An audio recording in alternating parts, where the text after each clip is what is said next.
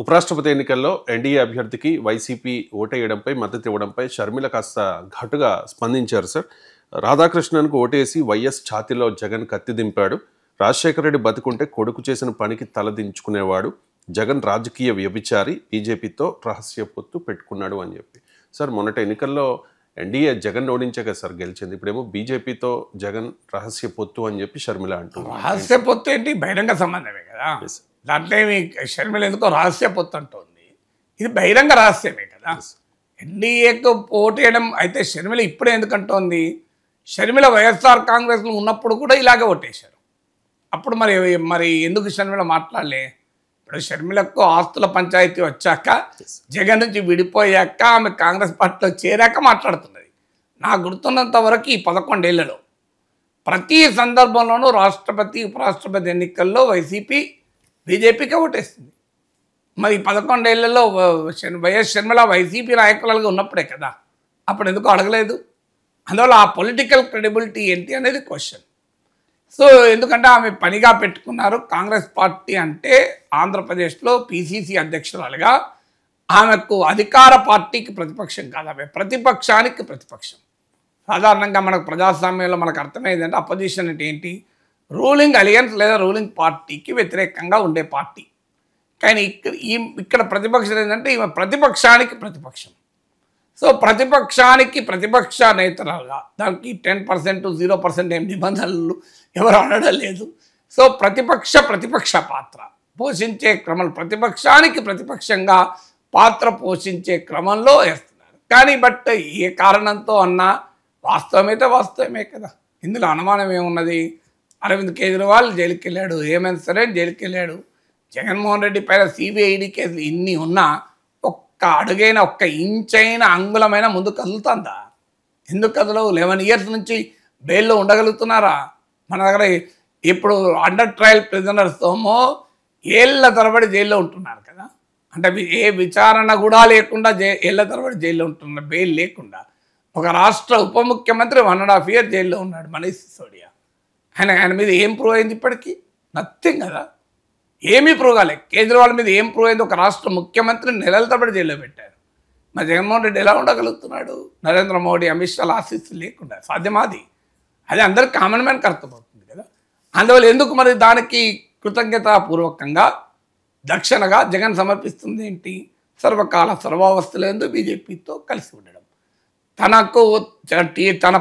తన ఆగర్భ శత్రువైన చంద్రబాబు నాయుడుతో కలిసి తనను ఓడించినా కూడా జగన్ వైఖరిలో మార్పు లేదు, బీజేపీ వైఖరిలో కూడా మార్పు లేదు. ఉపరాష్ట్రపతి పదవికి అసలు జగన్ మద్దతే అవసరం లేదు.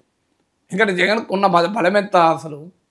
కానీ జగన్మోహన్ రెడ్డి మద్దతు కూడా తాము పునీతం కావాలని భావించింది బీజేపీ.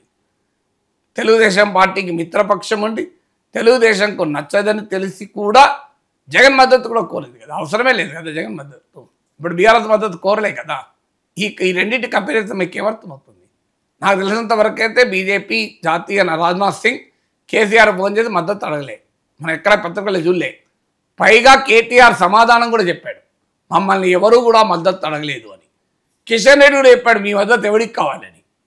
మరి అక్కడ జగన్ మద్దతు ఎందుకు అడిగారు?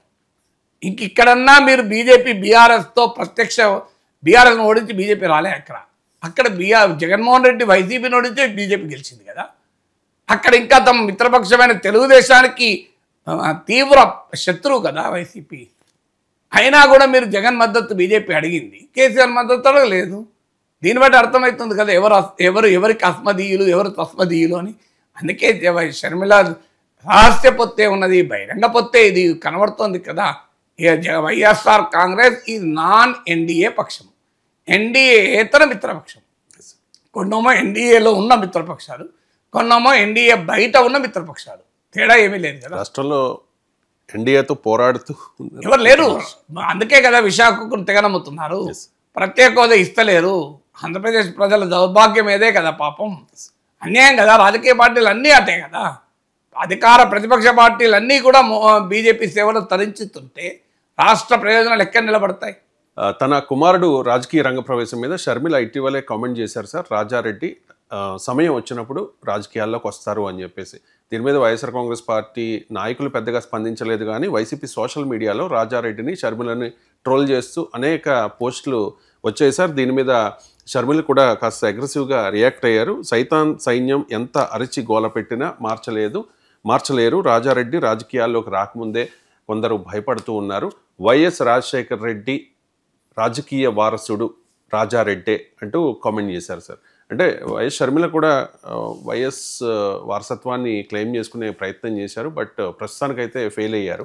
రాజారెడ్డి వైఎస్ రాజకీయ వారసుడు అని షర్మిల అంటూ ఉన్నారు సార్. మీ కామెంట్. అంటే జగన్ వారసుడు ఇంకా రాలేదు కనుక షర్మిల ముందుగానే రంగప్రవేశం చేస్తే ఫస్ట్ ఆపర్చునిటీ ఉంటుంది కదా, ముందొచ్చిన వారికి అగ్రతాంబూలం ఉంటుంది కదా అని అనుకుంటున్నట్టున్నది.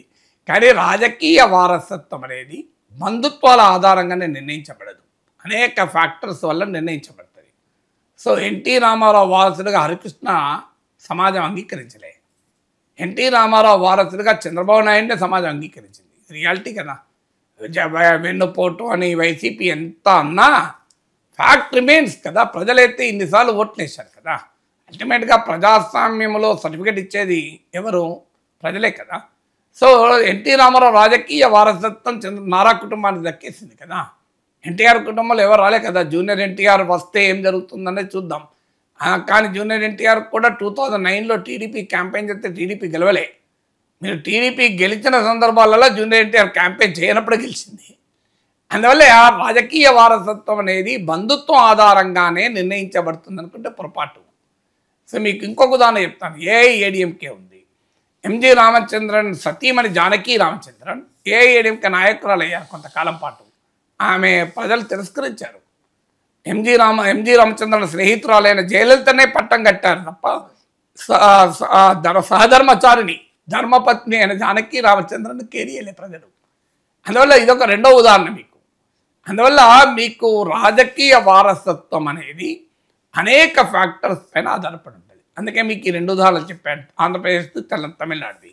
ఇక రాజకీయ వారసత్వంలో కూతుర్లు మనది పితృస్వామిక వ్యవస్థ కావున కాదన్నా ఇది ప్యాట్రియార్కల్ సొసైటీ కదా. అంత సులభంగా ఉమెన్ను ఒప్పుకుంటలేదు ఇది, అన్ఫార్చునేట్లీ.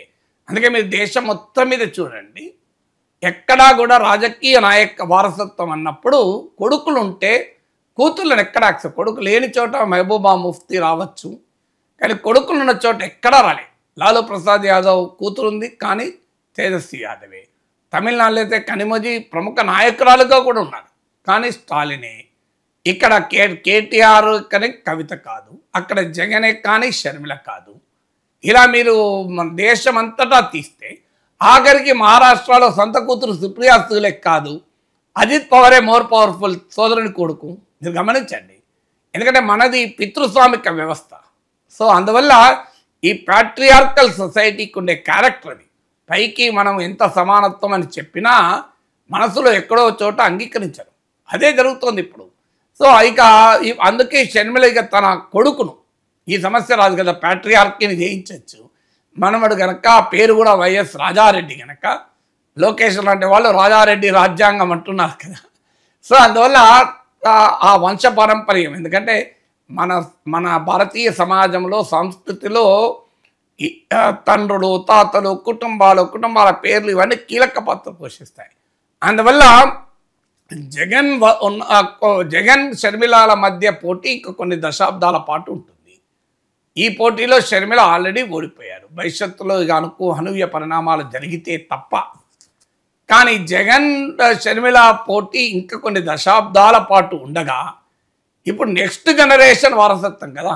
జగన్ వర్సెస్ రాజారెడ్డి అయితే ఉండదు కదా. జగన్ పిల్లలు వర్సెస్ రాజారెడ్డి ఉంటుంది ఫైట్ అంటే. సో ఆ ఫైట్ లేదు కదా. ఇప్పుడు జగన్ వర్సెస్ షర్మిల అని ఉంటుంది, జగన్ వర్సెస్ రాజారెడ్డి అనే ఫైట్ ఉన్నప్పుడు కదా. అప్పుడు ఏం జరుగుతుంది అనేది నెక్స్ట్ క్వశ్చన్.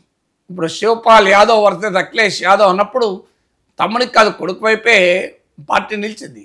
అందువల్ల మనమని వైపు ఉంటుందా కొడుకు వైపు ఉంటుందా అన్నప్పుడు సహజంగా కొడుకు వైపు ఉండే అవకాశం ఉంటుంది, అన్లెస్ పొలిటికల్ కాంటెక్స్ట్ మారుతుంది. నేను మళ్ళీ అదే చెప్పాను, ఒక డ్రమాటిక్ పొలిటికల్ కాంటెక్స్ట్ మారితే తప్ప చేంజ్ కాదు. అందువల్ల పొలిటికల్ లెగసీ అనేది ఫ్యామిలీ లెగసీ పైన ఆధారపడ్డది ఇతర రాజకీయపరమైన అంశాల ప్రభావానికి కూడా లోనే ఉంటుంది.